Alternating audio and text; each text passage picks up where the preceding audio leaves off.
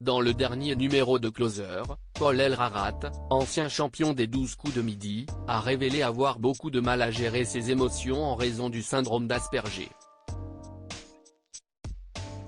Si bien qu'il confesse avoir parfois des envies meurtrières.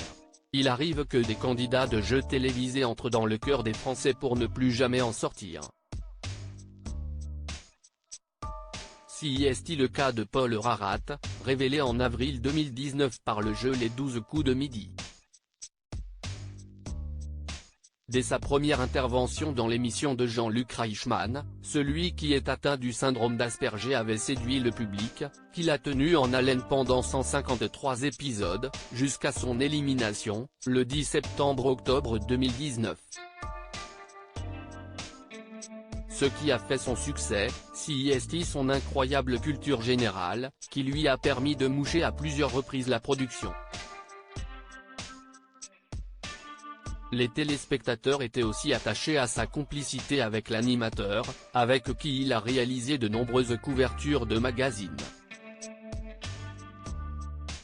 Depuis son départ du jeu de Jean-Luc Reichmann, Paul Elrarat n'a pas disparu des radars puisqu'il a été recruté par Laurent Ruquier pour rejoindre son équipe des grosses têtes. Désormais, il est un membre incontournable de la bande, au même titre que Joyce Jonathan, Liane Folly, Jean-Philippe Janssens et autres voix bien connues des auditeurs de RTL. L'ancien candidat des 12 coups de midi, âgé de 24 ans, a donc fait un sacré bout de chemin mais il ne le cache pas, évoluer dans un tel milieu avec le syndrome d'Asperger n'est pas tous les jours facile à vivre. Paul Elrarat traversé par d'étranges pensées dans les colonnes du dernier numéro de Closer, Paul Elrarat se confie avec une grande sincérité sur ses incroyables capacités. Des capacités que le natif de Saint-Germain-en-Laye déplore parfois. Mieux vaut être un imbécile heureux que quelqu'un de très intelligent et malheureux dans cette société qui ne me comprend pas, déclare dans un premier temps celui pour qui le plus difficile est de vivre avec une tête qui n'arrête jamais de penser.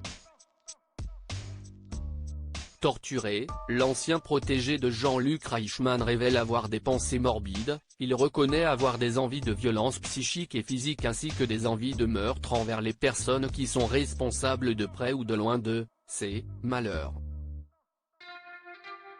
S'il réagit de manière si radicale, c'est parce qu'il explique que les actes n'ont pas les mêmes conséquences pour un esprit comme le sien.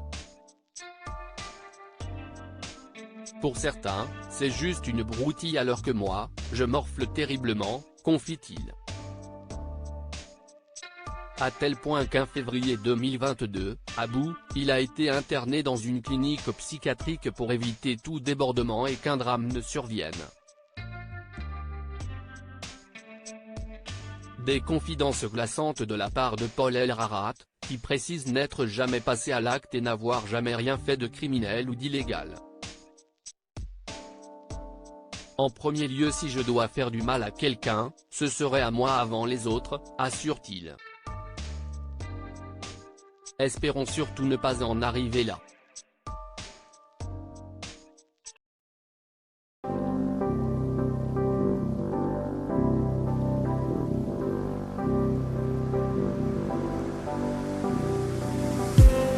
I just need